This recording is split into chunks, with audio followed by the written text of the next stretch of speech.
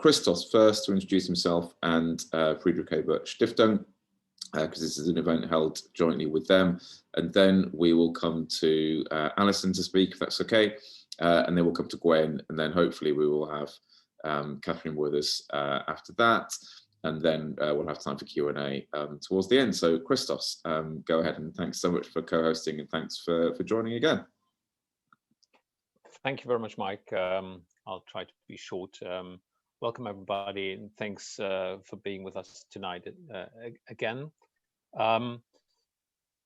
The Friedrich Ebert Foundation is the foundation of the German social democracy. So we're close to labor, and we're working towards a European future in every sense. And therefore, I'm really glad to join this group and discuss opportunities of trade, opportunities of cooperation between the UK and Europe, despite Brexit, and maybe even overcome this conundrum at some point in time. You see, I'm an optimist, therefore I'm a socialist. More information about the foundation is on our website, and I'm very much looking forward to the debate today, because the question of trade opportunities is not something that is only in front of the UK. It's also something we discuss in the EU and in Germany as well. And I hope I can add some of these issues later on in the debate. Thanks a lot. Brilliant. Thank you so much. Right, Allison, we'll come straight to you. Thanks for joining. Yes, hi everybody. Good evening on this windy, stormy night. I just introduced myself. I'm Unison's policy officer, and I dealt with the Brexit or exiting the EU from 2016. And since then, my role has kind of changed actually more into how we both face the EU, but also now have to engage with all these other international trade deals.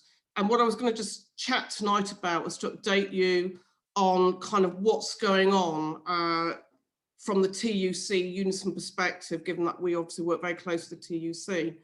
So the first thing I was just going to say is that the government has attempted to broker some sort of stakeholder approach where, for example, they've set up a trade union advisory group where the general secretaries were invited to sit on, and Francois Grady from the TUC. They've also got a strategic trade advisory group, which is business, if you like, only. And then they've got layers of other groups. They've got thematic working groups. They've got specific sector trade groups called tags.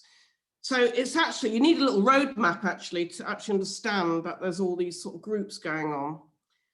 The problem with all these groups, though, is that we don't want them just to be a tick box exercise by the government. What we actually want is proper engagement, where we actually get to see the text of these trade deals. And the way I've been on one of the groups, the public procurement group, which obviously Unison's a public service trade union, public procurement's worth over £300 billion. It's very important. But on the group, we don't get an agenda hardly before the meetings. We don't get any text. So I've had discussions over the last year around the Japan deal, the Kenya deal, the Australia deal, the New Zealand deal, and now we're having discussions with the Pacific deal, the CPTPP. But on all of these, we don't really get anywhere about what's actually in the text. So it's quite frustrating. And also it feels a bit like divide and rule, where in the really important groups, you know, why can't we all sit together? Why have trade unions got to go here and business there? So it's not actually following the social partnership approach that we're used to in Europe on trade deals. And recently, they've also asked us to sign non-disclosure agreements or confidentiality agreements. And we're still negotiating how far we'll have to do that, but it's looking pretty much, they've drawn a line to say, if you're not signing, you're not coming. So we'll have to deal with that pretty imminently in the next month, basically. We were expecting some feedback today from the Department of International Trade, but we haven't received any. The second thing is that in relation to the Brexit agreement, the trade cooperation agreement, We're also negotiating with the Foreign Commonwealth Development Office around the DAG, the domestic advisory groups that will oversee, monitor the EU-UK agreement. DAGs have very little power, to be honest. There's not much enforcement, but it can provide a forum where business, civil society, trade unions can get together and really put pressure on the government, because actually there's not many disagreements usually around some of the issues we want. The second thing is we're asking for the UK government to be more joined up. They've taken all the jobs back from Brussels. They've got all these departments doing things that the Commission used to do, but they're not really joined up in the way the Commission was. So today we're asking the Cabinet Office if it can join up its public procurement with the Department of International Trade, which is actually, on behalf of the UK government, setting up procurement chapters. If we look at the digital chapters in trade agreements, they're hugely important. And again, there's no joining up of what the Department of International Trade is doing with other, I guess it would be come under the culture department, the culture and sport, I think it is. So we want more joined up in Westminster, really, or else we just don't really know what the government's trying to do domestically and what it's trying to do in trade deals. What are we saying about these trade deals in the trade union movement? We're largely saying that so far the UK has set up a deregulatory agenda. It's moving away from Europe and moving much more to America, Japan kind of model, where they want to have minimal rules. And ironically, they're setting up trade rules to stop us from having rules in our own countries. It is a completely deregulatory agenda. And our mission in the trade union movement is to try and explain that to people as much as possible, get publicity in it. We're trying to do lots of media campaigns. Why do we call it deregulatory? It's simply because there's nothing in these agreements that literally protect workers' rights, public services, digital rights. GDPR is just going to get ripped up. It was reported yesterday. The government is not interested in human rights, any due diligence. So if we look at public services, they've all been included in all the new trade deals. They've not been protected in the annexes, which you can do. You can literally just say, this doesn't apply to the NHS. This doesn't apply to local governments. This doesn't apply to blah, blah, police, justice. There has been no exceptions for any public services. The government intends to open up all our public services to market access and foreign financial investment. All these trade deals also have something else in common. They have ratchet clauses, standstill clauses, or regulatory coherence clauses, which all basically try to prevent the UK government from enacting new laws if they're not necessary and they're going to interfere with the trade that you originally agreed. It's called a chilling effect because it makes governments frightened to introduce new things in case they get taken to court through the ISDS, which is like a corporate government court, basically, to challenge anything that upsets the trade agreement, but it completely is removed from any democratic accountability. There's also no enforcement mechanisms. So, for example, we all know in the news about what's happening in China in those slave camps with a certain population of people. If we wanted to stop Chinese imports on goods where we know they've been made in those factories, it's hard to trace it. B, it's hard to enforce it. You'd have to say that not only was that a violation of labour rights, modern slavery rights, etc., you'd have to say how it's actually interfered with the trade agreement. So the whole way that trade agreements are written at the moment are stacked against really trying to challenge them. We know under the EU we had obviously the great ECJ where we could take those challenges there when we wanted to settle disputes. There's no equivalent in global trade agreements. And also our concern is that the UK government is actually trying to look at weakening judicial review at the moment. And judicial review can be, you can use judicial review to look at anything. It's what the Good Law Project's been doing, looking at all that PPE contracts that went on, that 18 billion. And we're worried that judicial review might be weakened along with freedom of information, because really there's nothing stopping the government to weaken those if it wants to. The next thing I just want to say quickly, because I know time's up, is we've also got a slight problem, and I'm going to call it the corporate capture creep. What we're finding is that global trade agreements are so overwhelming that they undermine not only sovereign parliaments these days to make laws which can override them, but the global big companies are now so huge with their lobbying and influencing power that they just recently convinced the United Nations even to set up a digital committee just full of digital big business with nobody on it.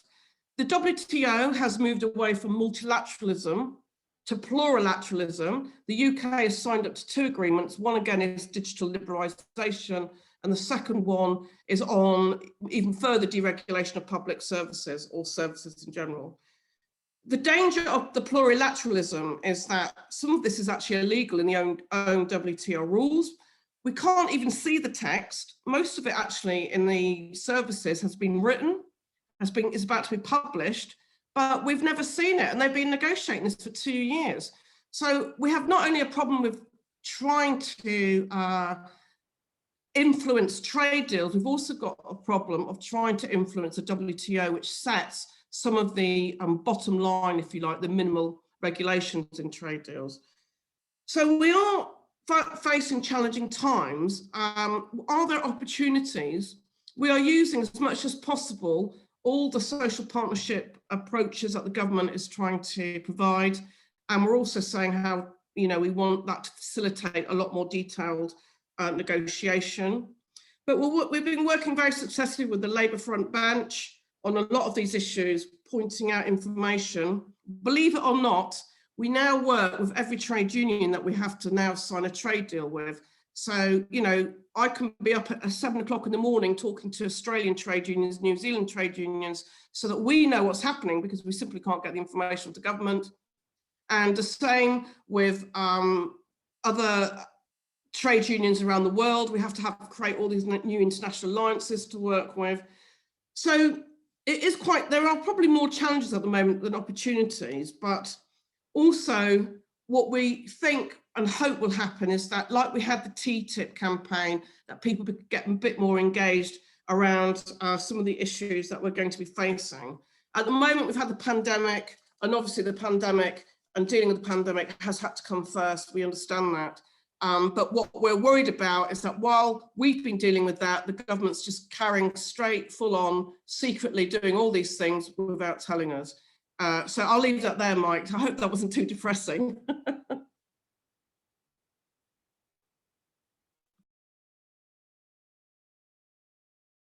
Sorry, I was on mute. No, I was just saying that was great.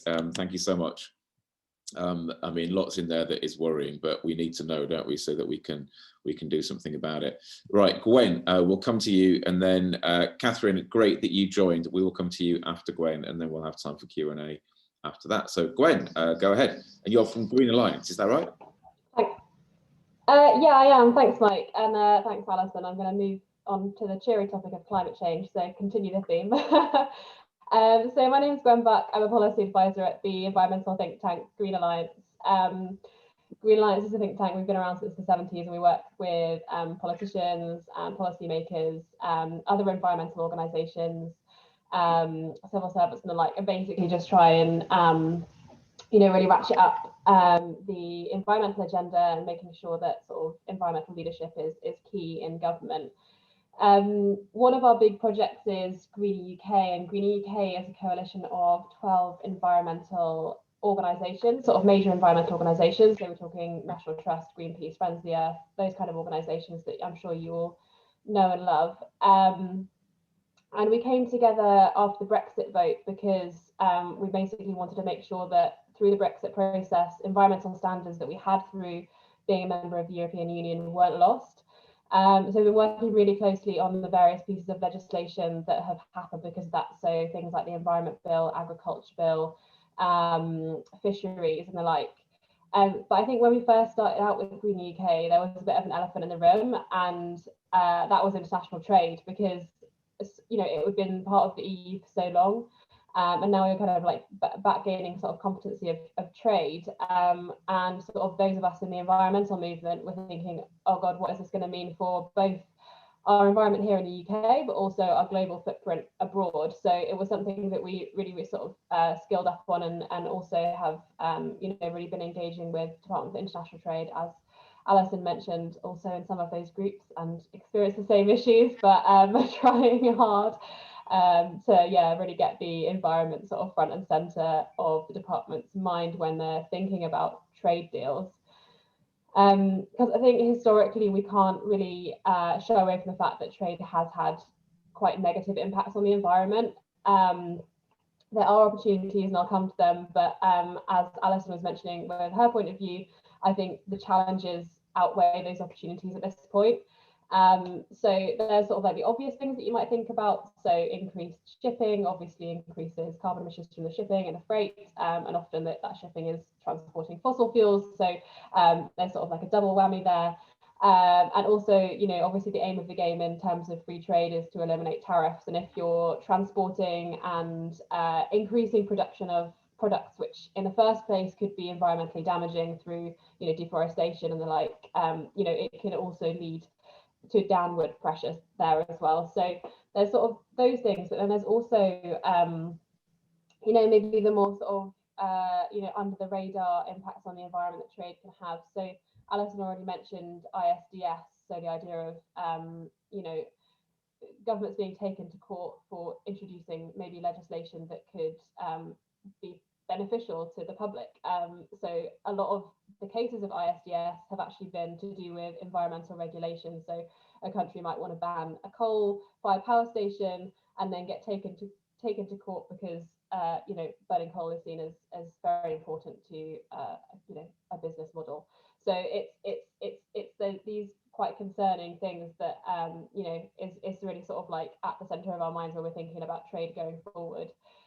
And there's been a lot of talk about food standards as well, and that obviously has a really big interlinking to the environment as well, because in the UK, we, as a member of the European Union, we benefited from those higher standards when it came to lower use of pesticides, an effective ban on GM foods, things like that, which I think we're really concerned about losing as we, as the UK government goes towards trade deals with the likes of the US and Australia, who have, sort of weaker standards in those areas. So I think there's sort of all these kind of areas are quite concerning to us, and we're working really hard to try and, make the case to politicians.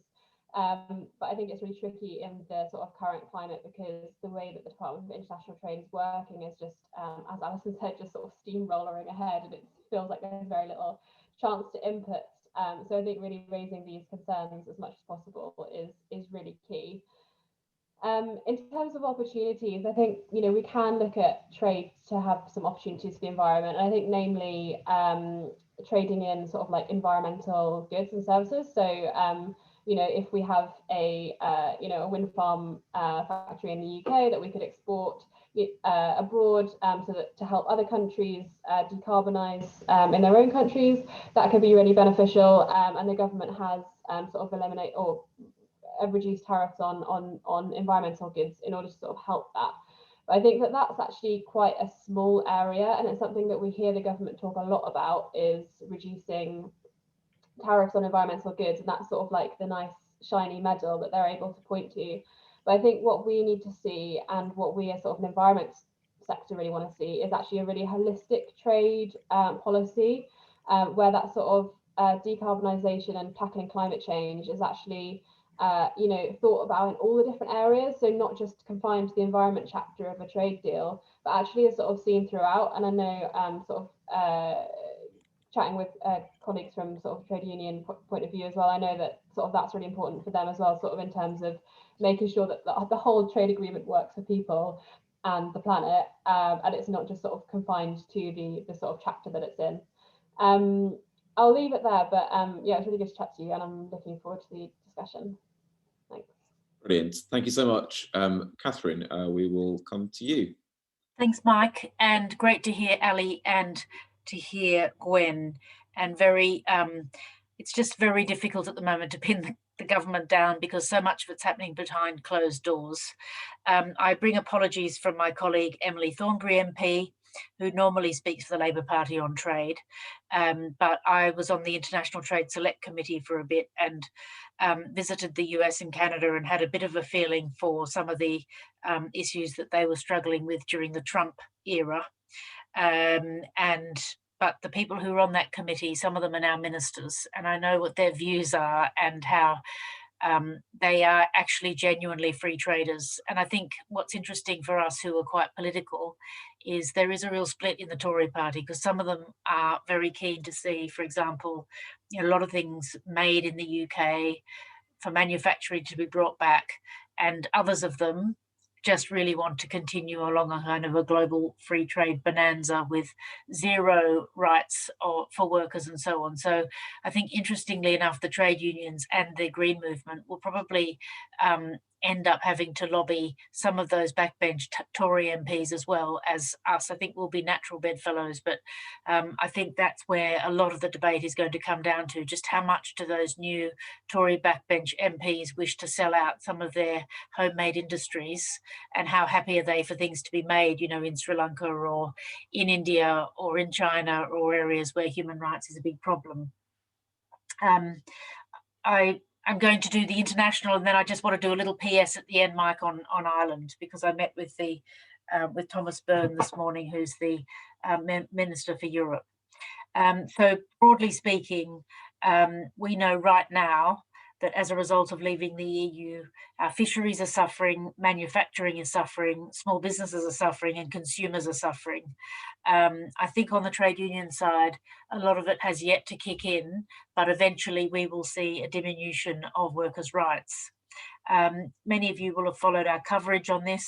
Rachel Reeves and Jack Dromey have been urgently meeting businesses to hear their very serious concerns, not just about Europe, but about the way that, having been now a third country, this is really blocking access to the market in Europe.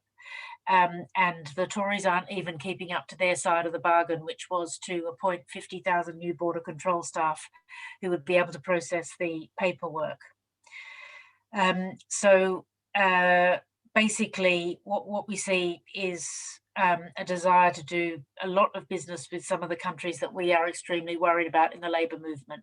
So today I had a meet up with some Turkish trade unions who highlighted the challenges they face, the freedom of expression.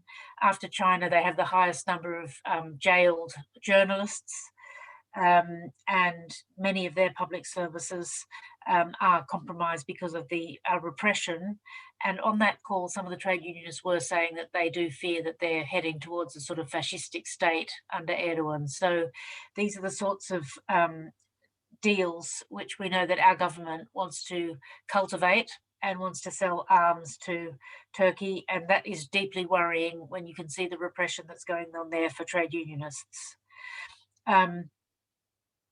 The other thing that we feel on the green point that Gwen made was when we speak to trade unionists in Brazil, because I am the shadow minister for the Americas, very passionate pleas from Indigenous workers and Indigenous activists there, begging Labor to block any deal which would sacrifice their way of life and their homeland. And these are the sorts of difficult choices which will have to be made. That is quite difficult in a climate where our economy is likely to be reducing by about 10%. So it will really come down to decisions about how much our values count and how much we think we should be doing trade deals for the environment. We all know, though, that in the end, it's our closest neighbours where we share values with our European neighbours, where we must continue to build a good relationship, and where the Labour Party wants to have a close relationship with Europe. And that's why I met today my opposite number, Thomas Byrne, and we talked about what's happening with the protocol arrangements at the moment. Some of you may have watched Louise Haigh, who's my colleague, who's the Shadow Northern Ireland Secretary in the House of Commons, asking the government what it's doing in terms of smoothing the deal, basically it feels as though every day there's another hand grenade that gets lobbed into the EU camp. Yes, there has been difficulties in terms of that 16th of January intervention when Ursula von der Leyen wanted to trigger Article 16 for a few hours. Fortunately, she walked back from that, but you know, the relationship at the moment is really deteriorating. And for those of us who watched the painful years and the difficult negotiation around the Good Friday Agreement, that's deeply worrying. But what Thomas Byrne and I agreed was that we would work across the Atlantic with colleagues in Capitol Hill to put on the agenda at the highest levels our commitment to the Good Friday Agreement and to try and hold this government to account sort of in a triangle, because they are very keen to have a trade deal or at least have a good relationship with the US, and they don't usually criticize the US in public, and we feel that's a very strong bow for our strong arrow for our bow, I should say. So, you know, we have got some cards that we can play, but at the moment it does feel as though they are taking the most, you know, deregulatory approach, and they are basically, I don't think, even consulting with their backbench MPs. We had a big tussle over the level of scrutiny that trade agreements have to have, and we ended up having a very useful clause about bringing trade deals to the House of Commons where we could discuss them, debate them, scrutinise them, and unfortunately we lost that amendment, which means even though there were some Tories who spoke in favour of it, they just sent their MPs through the lobbies, and there's going to be trade agreements which can sit in the library of the House of Commons for 21 days. And if there's an objection to them, then we can debate them. But that in the end, the executive is extremely strong. So this is where that Brexit concept of taking back control really does come in that whoever wins the general election gets to choose the sort of society, the sort of economy that we have. And, you know, this is why we absolutely have to win the next general election, because otherwise our society will change to such a degree. Just very briefly on the point that Allison Roche mentioned about the ISDS, the International Disputes Mechanism. Some of you will be aware of a case that went through the Australian courts where tobacco companies were basically held to account by the government and said, look, you can't sell those products. And then they said, well, we've got a trade agreement. And yes, we can. This was Philip Morris, one of the big US companies. And they just dragged the Australian government through a very expensive process. In the end, actually, interestingly, democracy did win out and the government won. But that is the kind of thing that we're going to have these big sort of class actions in order to stop the might of corporations. And so that's why we've got to get moving. We've got to get our coalitions together through the Green Movement, through trade unions, through civic society, and pull together arguments against this kind of decision making. And I would strongly encourage those groups to lobby backbench Tory MPs as well, because this will mean the end of some of our regions, because some of our regions will suffer tremendously if all of their local businesses, their small businesses are taken away. And we can see just one example, and then Mike, I'll be quiet. Just one example is the way that during coronavirus, the government has bent over backwards to help the supermarkets. Small businesses have not had a look in. Small grocers, people trying to do, small scale import or export, they've been very badly affected. And that's because what the government is doing is clearing the way for the big Walmarts, the big supermarkets just to come in, pay no attention to workers' rights, I would imagine, and just take over. And I'm very worried about the NHS provisions. And as we go forward, we'll be working closely with Unison and with other trade unions to try and bring these debates into the Commons. We can have backbench debates. We can have opposition day debates.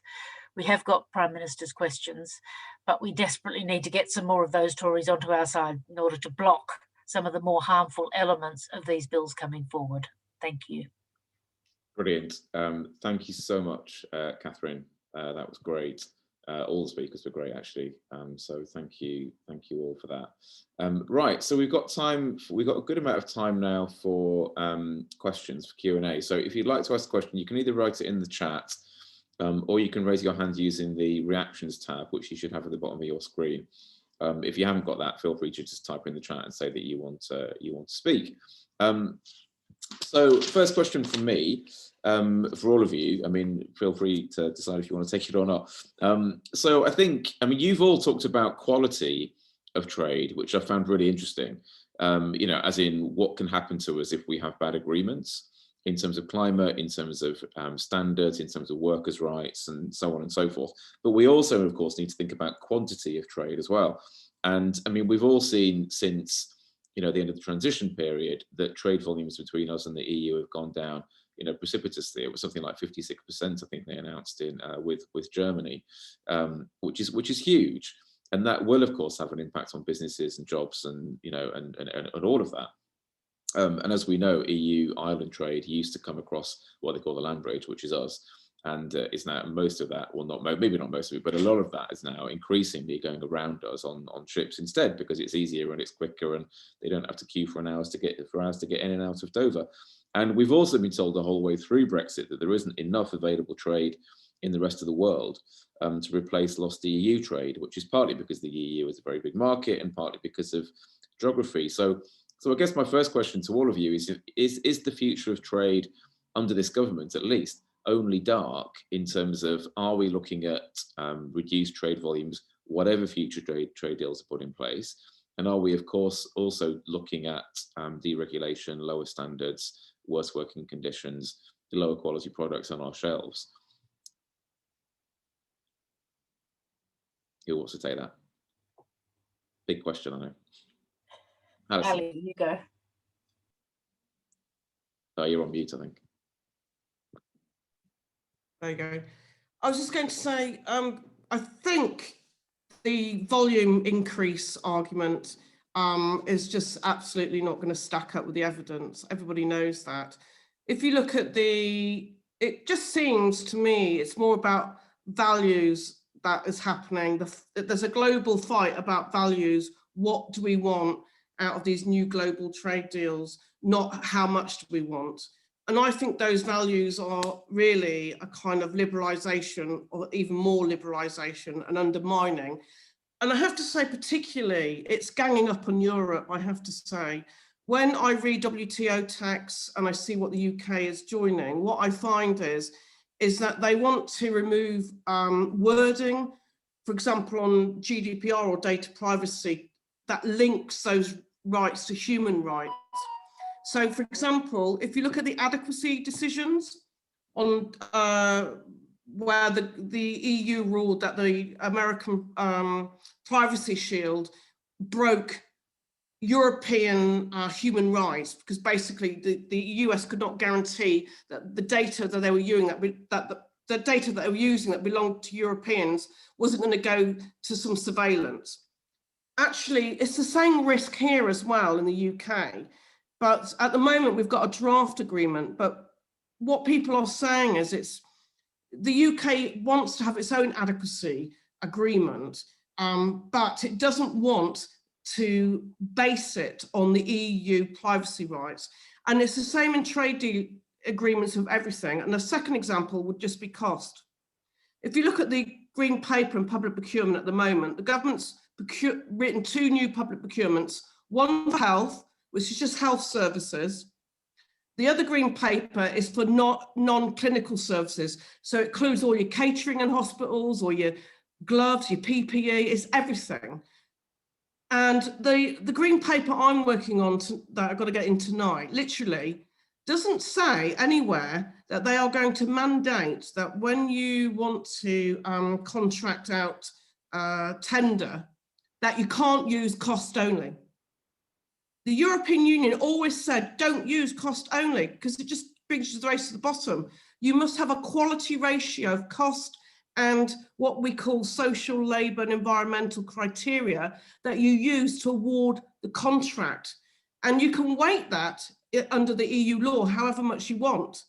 The government hasn't actually even talked about the weight of those criteria, and it hasn't actually ruled out cost only. So everything I see the government doing is all about slowly chipping away by stealth all the good provisions we had in Europe. And that's what we've got to try and explain to people. So I really don't think it's about, you know, pulling, eventually they won't be able to pull the wool over people's eyes by saying, oh, it's fantastic, we've got all these, we've got 40 new trade deals, because it doesn't mean, it won't mean anything to anybody when they see their standards falling. Do you mind if I come in on that as well? Yeah, go ahead. Yeah, because I just, in terms of sort of like the vision and like which route the UK is going down, actually, the Board of Trade actually put out a paper today. It was published, which is, the chair is Liz Truss, who's the International Trade Secretary. And it was a really interesting insight into sort of like what's going on in terms of like their vision for trade is just liberalisation to the max, basically. And there was very little to do with the environment in there.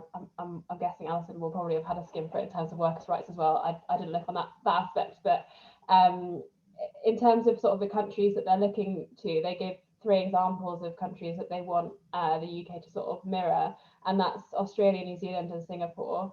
Australia has much weaker regulations than the UK, and so I think just by using that is a really interesting insight.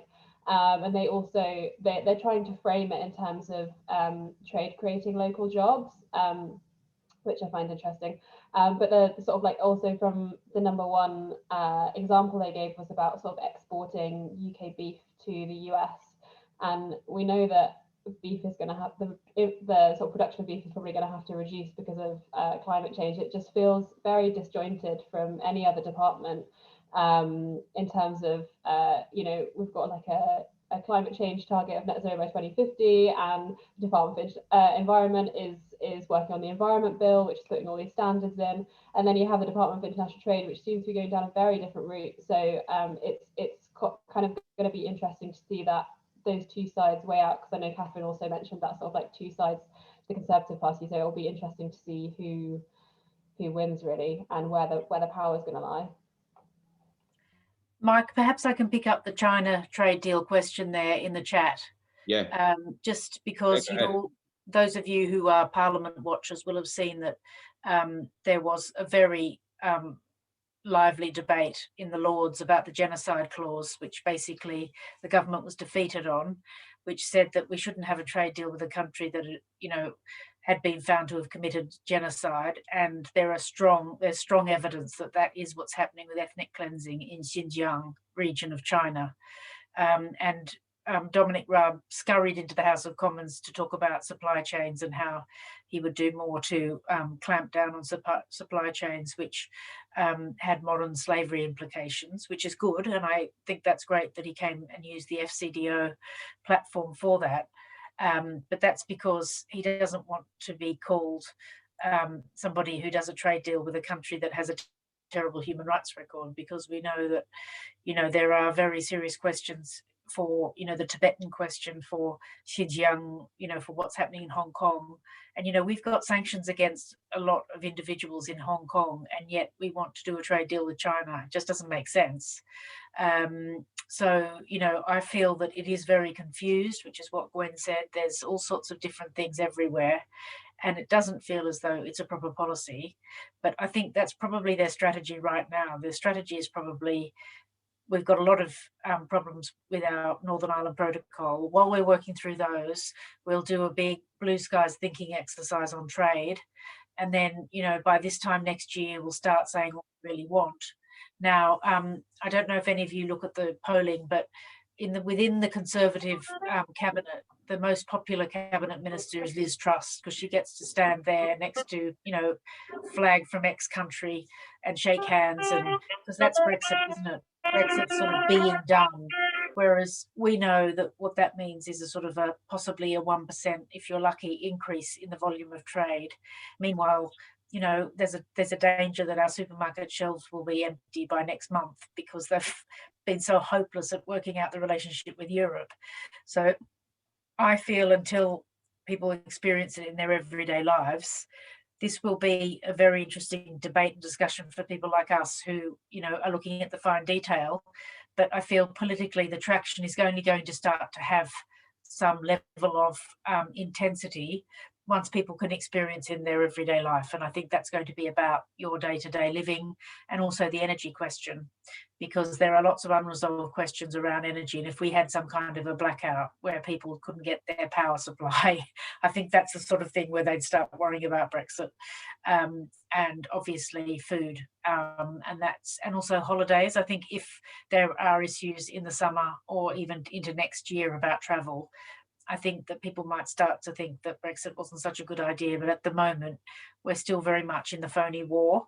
And so, it's when it starts hitting people's ordinary lives that they start worrying, and they start thinking about the future.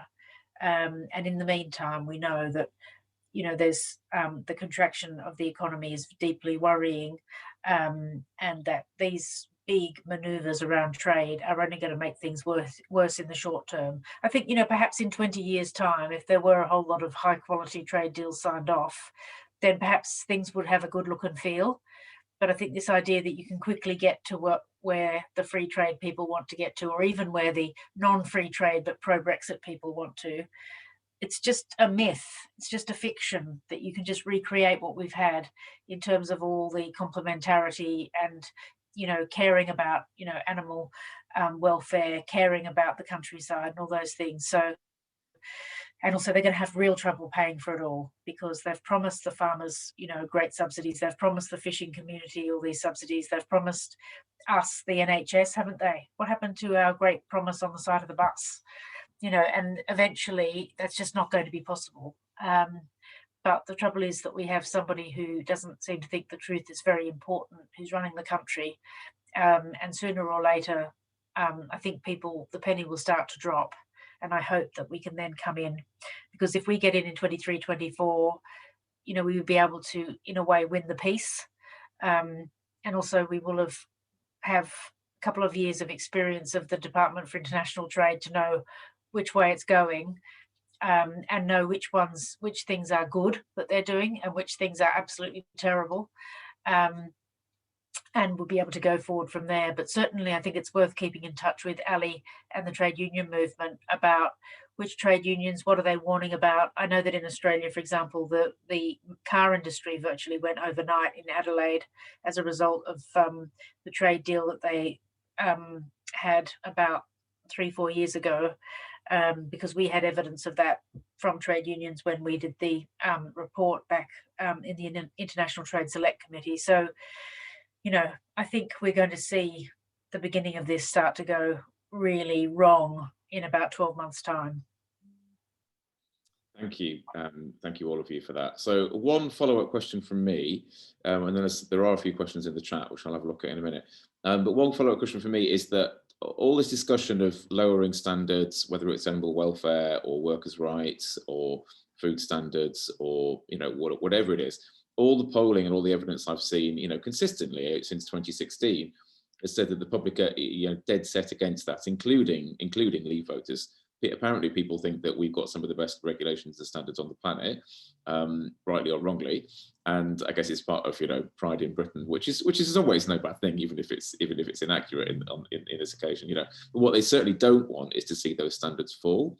So I don't know what your guys' thoughts are on what the best ways are, what the best kind of touchstone issues are to communicate to people. I mean, obviously, hormone beef and chlorinated chicken, did cut through. But in a way, it'll be easy for the government to avoid those two things and yet still put loads of substandard food products on people's plates and think they're going to be able to get away with it. So in that situation, what do we do? Do we go for animal welfare? Do we go for maternity leave? Do we go for food standards? What do you think are the touchstone things that are really going to cut through? Shall I start on this? Yeah, I mean, chlorinated chicken is something that we've just heard so much about, and we're constantly trying to think of what is the next chlorinated chicken, because like you say, there's just so many areas where sort of regulations are going to be weakened or potentially going to be weakened. So I think, yeah, it's definitely something that we're thinking about at the moment, but there are so many areas and things like pesticides as well, like the levels of pesticides in other countries are so much higher than in the UK and the EU, and that can actually have really detrimental health impacts, so higher levels of cancer and things like that. So it's actually pretty serious. So I think those are sort of like things we're looking at. There's some really great work being done by Pesticide Action Network on that. And that obviously has impacts on workers' rights as well, because you're thinking about farmers who are actually using those products are the highest risk.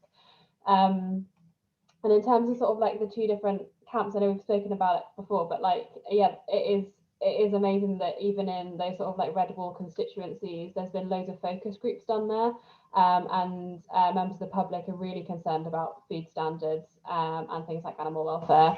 And yeah, that sort of seems to be the direction we're going. And the government has said that they won't compromise on standards for the environment and animal welfare.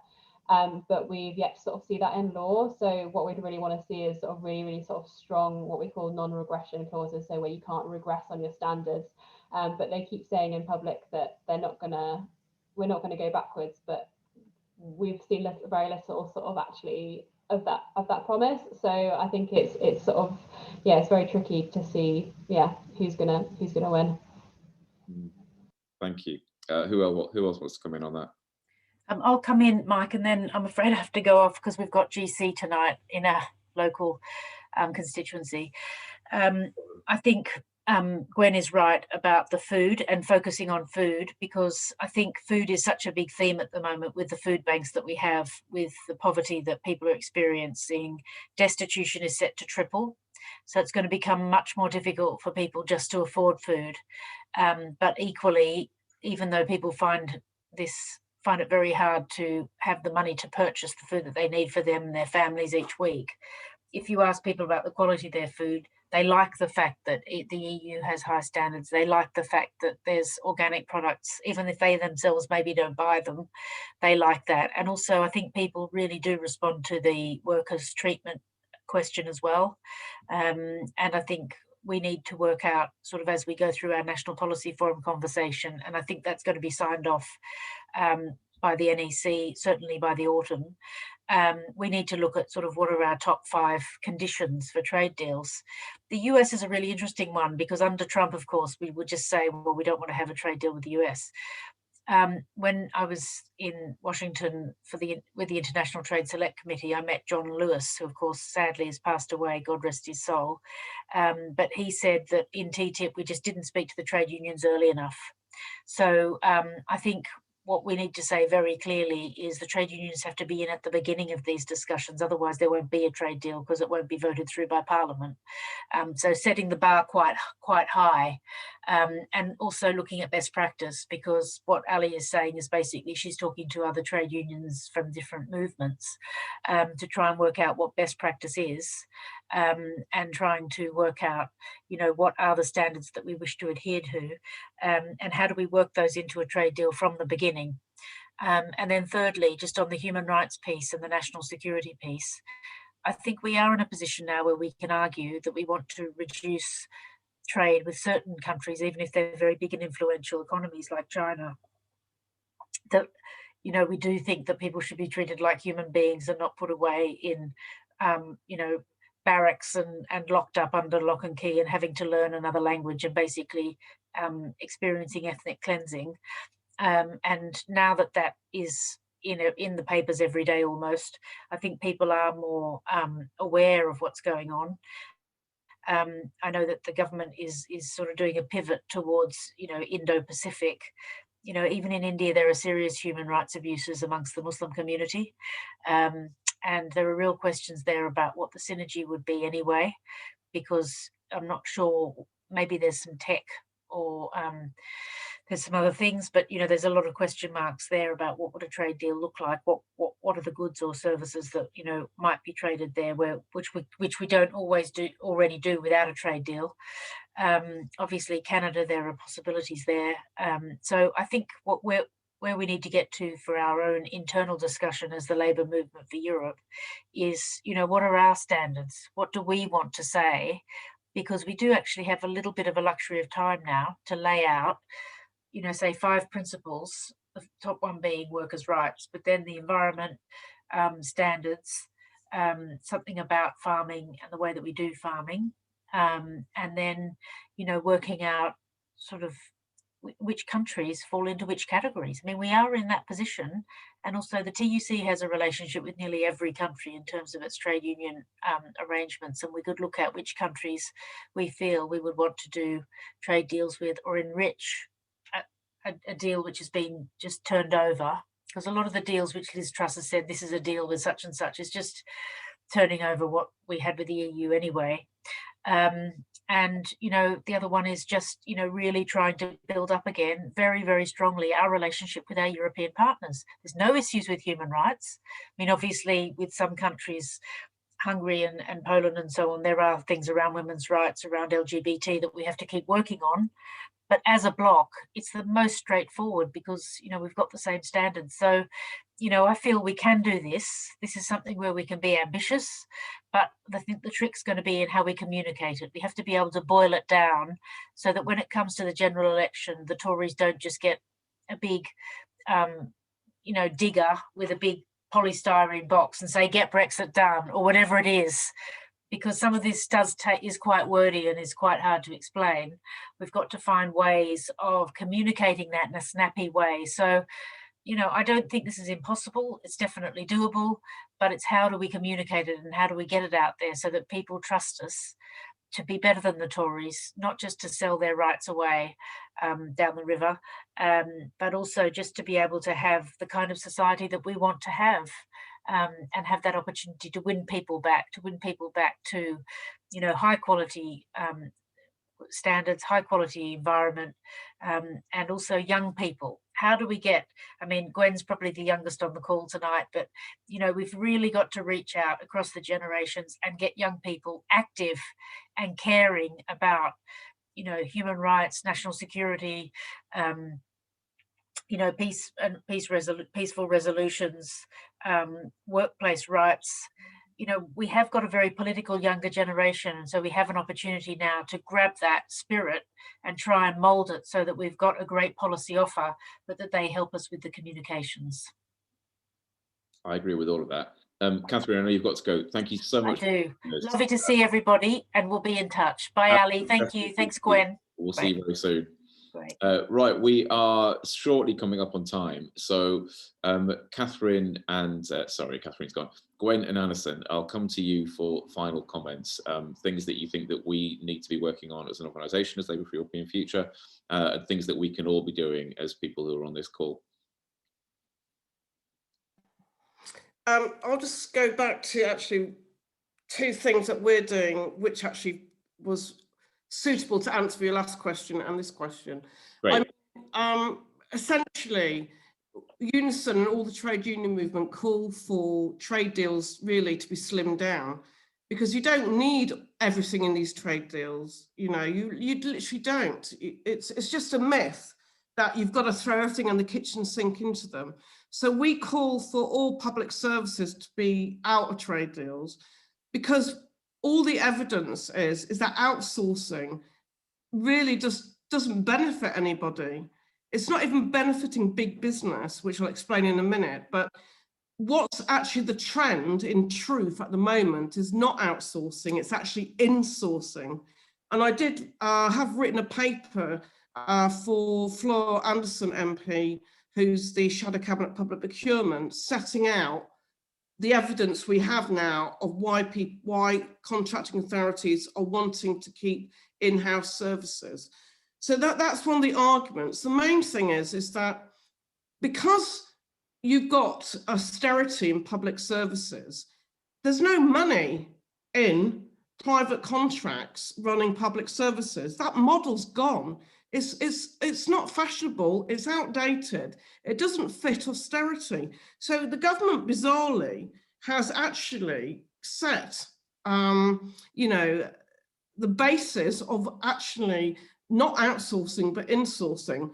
And the examples I'll give you is all the big companies, Serco, MITI, Four Seasons, you know, there's loads of them, you know, G4S, etc. All their models were based on this idea that they could have contracts for up to 5 years, and they then predicated these sort of unstable financial models where they've got debts in hedge funds and equity firms. You then trace where all this debt's going to, and they're sitting in tax havens in some places. So that whole financial model of the fact that the biggest 12 running a lot of our public services, whether it's in prisons, probation, the whole thing has failed. So we need to explain to our people that insourcing is always going to be the best model because there's no money to be made. And if there is money to be made, we want it in our public services and for the community, not in some tax holder's share account. And that brings me to the second popular thing. I think people are really now, a bit annoyed about the fact that there is not many global challenges to tax avoidance or tax evasion. They're different things. Avoidance is where you've got so many loopholes in the law, which makes it very easy for contractors, subcontractors to take money. It's called shifting profit is the new name for it, apparently. And we've traced the Canadian pension scheme to key care residential homes where we've proven in the last year that they have shifted millions away from care homes that UK taxpayers are subsidising along with actual people paying to tax havens, and they've declared they're not making any profit. I want to know, how do they manage to do all these shady deals?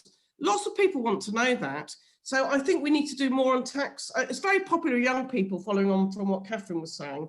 So they're the two things. Let's, bust the myths of outsourcing is good when no one's doing it anymore because there's no money. And we must challenge the Amazons, the Googles, whatever, but also just ordinary companies who globally are ripping off taxpayers. Brilliant. Thank you, Allison. Gwen. I guess from my point of view, in terms of groups such as yours, I think it really is about just getting the message out there about the impacts of trade on climate and the environment. And I think at this point, climate change is such a hot topic, and I think ever since 2019 we've seen a massive rise of people talking about climate.